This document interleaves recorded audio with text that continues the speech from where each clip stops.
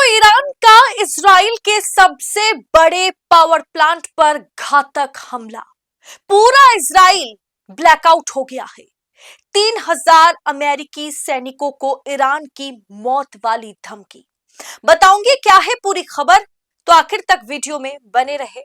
नमस्कार, मैं हूं आपके साथ अदिति और आप 4 PM न्यूज नेटवर्क देख रहे हैं। दोस्तों, ईरान का इजराइल के सबसे बड़े पावर प्लांट पर मिसाइल से घातक हमला और साथ ही अमेरिका के जो 3,000 वायु सैनिक हैं, उन पर किसी भी समय घातक हमला हो सकता है, ऐसा धमकी जो है वो ईरान देता हुआ नजर आ रहा है।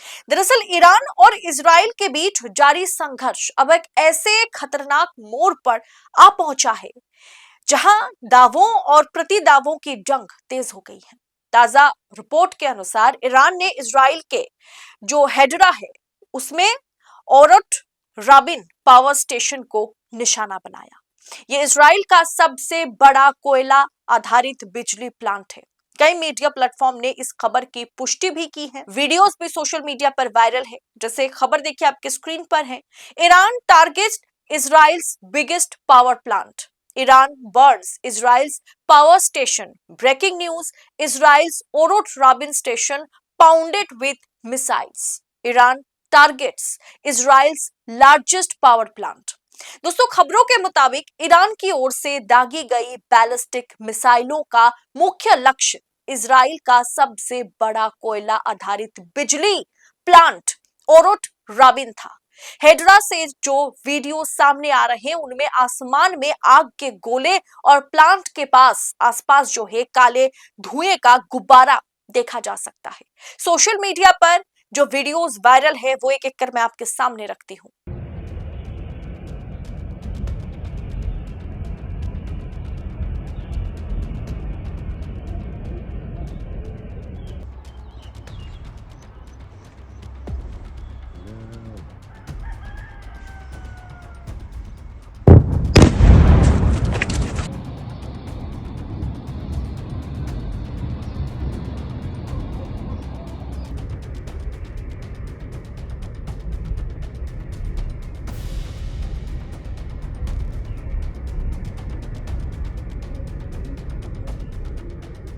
दोस्तों, सोशल मीडिया पर या फिर ईरान की ओर से जितने भी सोशल मीडिया अकाउंट्स है उसमें यह दावा किया जा रहा है कि मिसाइलें सीधे अपने लक्ष्य पर लगी है, जिसके कारण इजराइल के कई शहरों में ब्लैकआउट जैसी स्थिति हो गई है। दोस्तों, आज के समय में सत्ता की आंखों में आंखें डालकर पत्रकारिता करना मुश्किल हो गया है। हमारे 4 PM नेशनल यूट्यूब चैनल और फेसबुक चैनल को जिसे आपका प्यार और विश्वास हमेशा से मिलता रहा, उसे बंद करके सरकार ने यह साबित कर दिया कि वो आपके सवालों से कितना डरती है। मुश्किल दौर है, लेकिन हम ना रुके थे और ना ही रुकेंगे।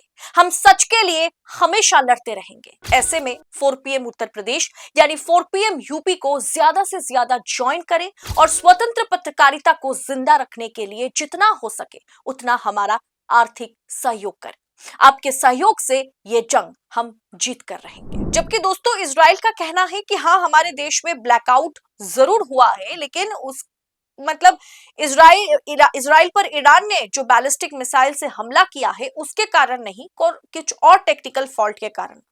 दोस्तों, जंग की इस आग में अब अमेरिका भी सीधे तौर पर कूदता नजर आ रहा है। भले ही अमेरिका ने या डोनाल्ड ट्रंप ने इस बात की जानकारी दी थी सोशल मीडिया पर पोस्ट जारी करते हुए कि 5 दिन के लिए वो ईरान पर किसी तरीके का हमला नहीं करेगा।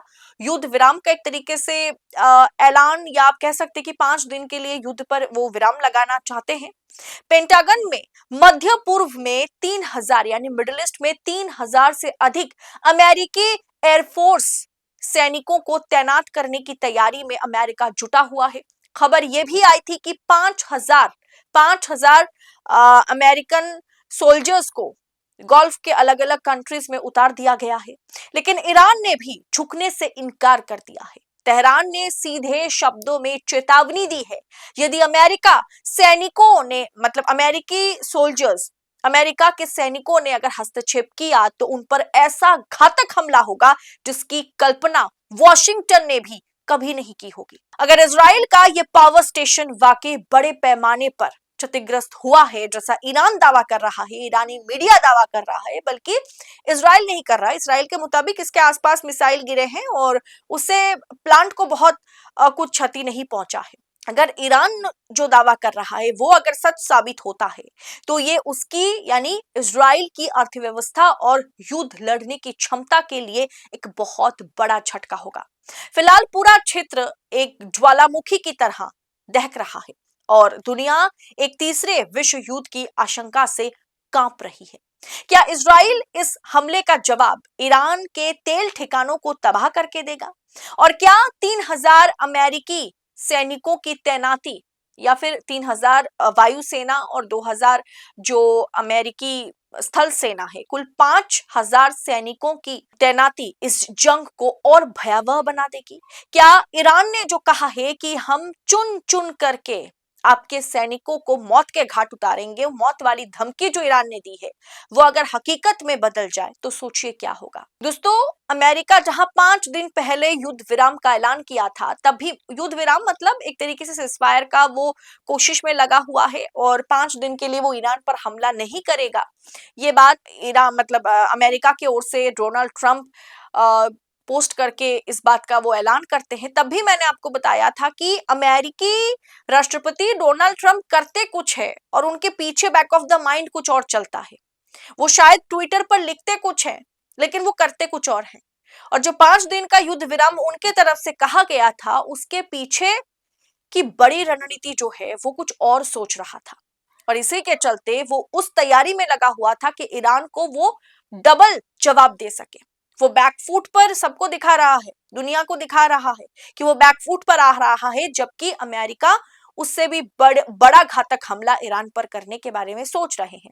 अब ईरान के लिए खोने के लिए कुछ है नहीं, ईरान के लिए खोने के लिए अब कुछ है नहीं, इसीलिए उसने सीधी धमकी दे दी है कि अब हमको जरूरत पड़े तो हम अमेरिकी सैनिकों को भी मौत के घाट उतारेंगे। आखिर स्थिति किस ओर जा रही है समझ पाना बेहद मुश्किल है।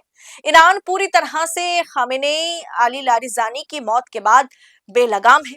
किस खेल को जो मतलब एक तरीके से जिस खेल को अमेरिका और इजराइल ने मिलकर के शुरू किया था उसे खत्म ईरान जरूर करेगा, इसकी कसम ईरान ने खाई है। फिलहाल दोस्तों, इस अपडेट पर आपकी राय क्या है कमेंट बॉक्स में हमें बताइएगा और ऐसी तमाम खबरों को यूं ही पड़ताल के साथ पाने के लिए 4 PM के साथ बने रहें।